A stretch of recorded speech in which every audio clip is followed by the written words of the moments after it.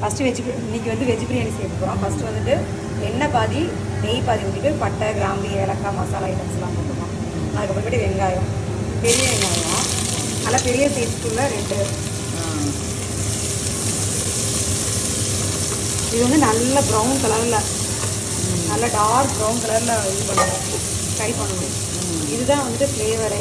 Okay, வந்துடும். இந்த stage வந்ததுக்கப்புறமேட்டு 2 மடங்கு கொத்தமல்லினா 1 மடங்கு புதினா, 2 மடங்கு கொத்தமல்லி 1 மடங்கு புதினா. இதுவும் நல்லா ஃப்ரை பண்ணணும். இலையெல்லாம் நல்லா வேகணும்.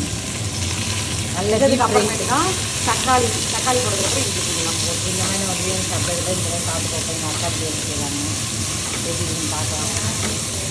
வதக்கணும். வதங்கிறதுக்கு கொஞ்சம் லைட்டாக இருக்குது. தக்காளியையும் போட்டு அதோட நல்லா வதக்கணும். இந்த ஸ்டேஜ்லேயுமே நம்ம இஞ்சி போட்டு போட்டுக்கலாம். தக்காளியை போட்டு நல்லா வதக்கணும்.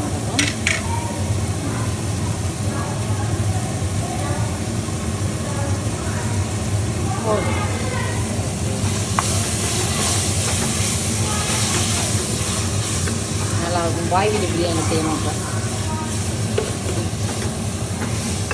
மிளகாத்தூள் 1 ஸ்பூன். ஏன்னா பச்சை மிளகா 4 போட்டுருக்கனால மிளகாத்தூள் 1 ஸ்பூன்.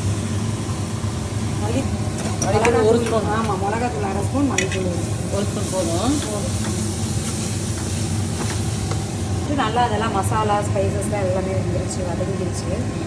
கச்சுவாட போகிற மாதிரி வந்துருச்சு. இப்போ காய்கறி போட்டோம். கேரட்டு, பீன்ஸு, சோயா பீன்ஸு, உங்களுக்கு என்னென்ன காயெல்லாம் தேவைப்படுதோ அது எல்லா வெஜிடபிள்ஸும் போட்டுக்கலாம்.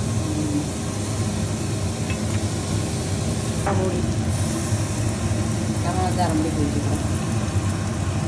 ஓகே,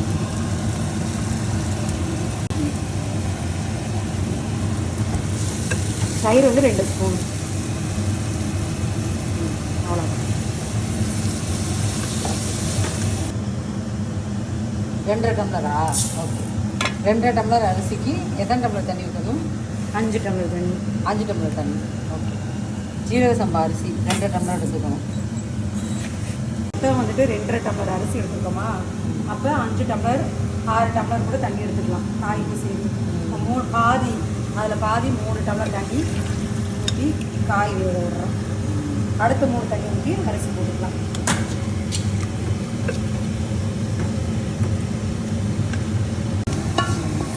இதில் ஒரு குத்து போட்டுருணும். இதை நல்லா வாசமாக இருக்கும் லாஸ்ட்டாக.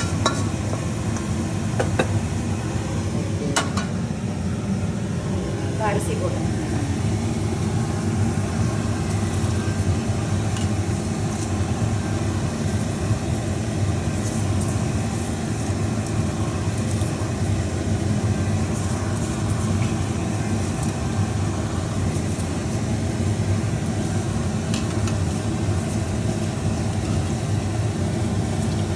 இப்போ லாஸ்ட்டாக அரிசி போட்டதுக்கப்புறமேட்டு போடணும் பட்டை, கிராம்பு, ஏலக்காய், ஜாதிக்காய், அப்புறமேட்டு வந்து அன்னாசி முப்பு போட்டு நல்லா நைஸாக அரைச்சிக்கணும். இதை வந்துட்டு சாப்பாடு அரிசி போட்டதுக்கப்புறமேட்டு லாஸ்ட்டாக நம்ம வந்துட்டு விசில் போடுவோம்ல, குக்கர் மூடியும், அப்போதைக்கு மட்டும் லாஸ்ட்டாக போடணும்.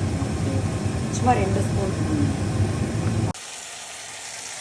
பிரியாணி ரெடி. நல்ல கலர் வந்துருக்கு. லாஸ்ட்டாக நெய் ஊற்றி கட்ட வேண்டியதான்.